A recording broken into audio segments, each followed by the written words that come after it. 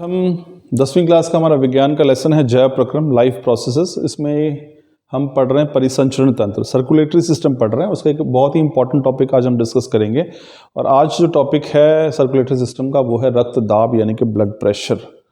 Blood pressure क्या होता है? देखिए, ब्लड प्रेशर जो है सामान्य व्यक्ति में अगर बात करें, आपने सुना होगा 80/120 होता है। तो ये क्या है? 80 की संख्या कहाँ से आई? 120 क्या है?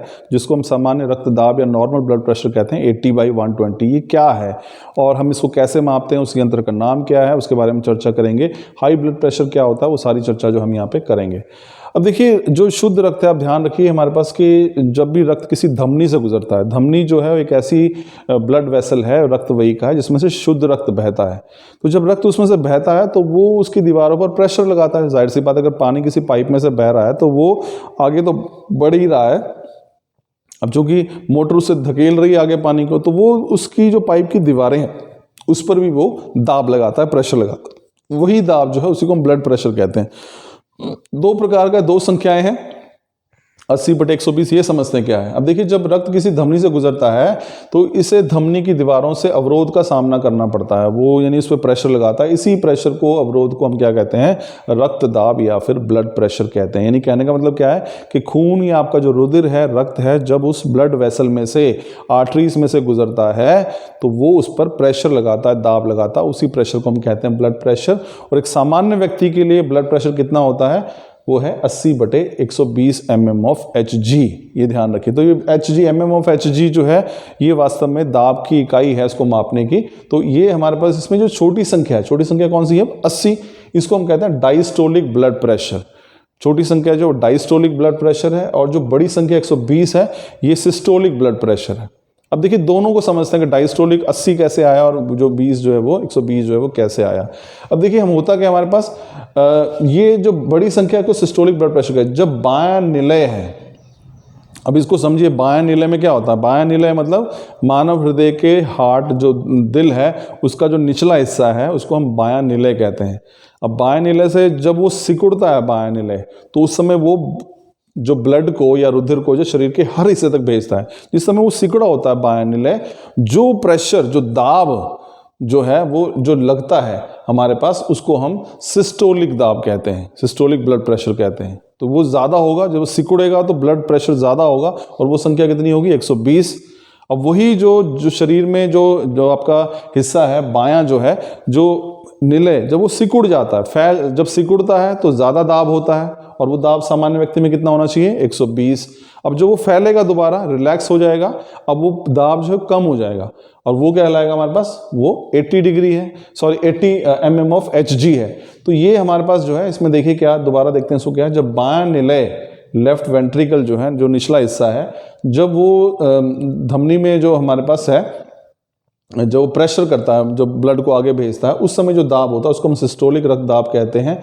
और जब जो बायां निलय है हमारे पास, लेफ्ट वेंट्रिकल है, जो फैला हुआ होता है, उस समय जो प्रेशर होता है उसको हम डायस्टोलिक प्रेशर कहते हैं। तो ध्यान रखिए, जो हमारे पास अगर हम बात करें यहाँ पे बाएं निलय की, निचला हिस्सा है, जब वो सिकुड़ता है, सिकुड़ता मतलब कंप्रेस होता है, तो रक्त जो है जोर से प्रेशर के साथ धमनियों में बह जाता है शरीर में जाने के लिए। उस समय जो प्रेशर होता है हमारे पास, वो सिस्टोलिक प्रेशर है, वो ज़्यादा होता है 120।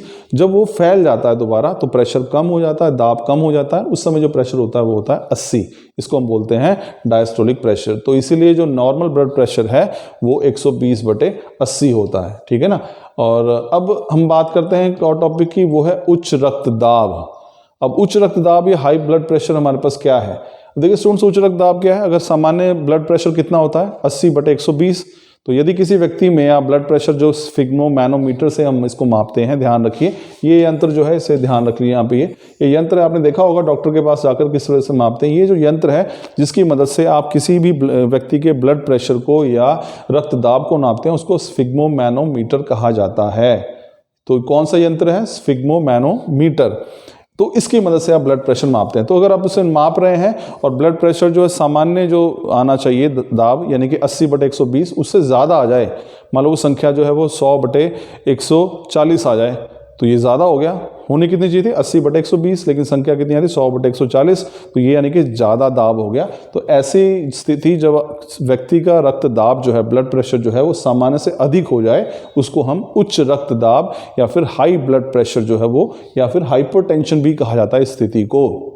स्थिति थोड़ी सी गंभीर हो सकती है, सामान्य भाषा में ज़्यादातर लगता है कि हम लोग कहते हैं कि ब्लड प्रेशर कोई बीमारी नहीं है, हाइपरटेंशन बीमारी है, उच्च रक्तदाब जो है वो एक बीमारी है। ब्लड प्रेशर तो किसी व्यक्ति में, वो तो सब में ही है, जब ब्लड बहेगा तो प्रेशर तो होगा ही। तो ये उच्च रक्तदाब किसे कहते हैं कि ऐसी स्थिति है जब व्यक्ति का जो रक्तदाब है, ब्लड प्रेशर है, वो सामान्य से अधिक हो।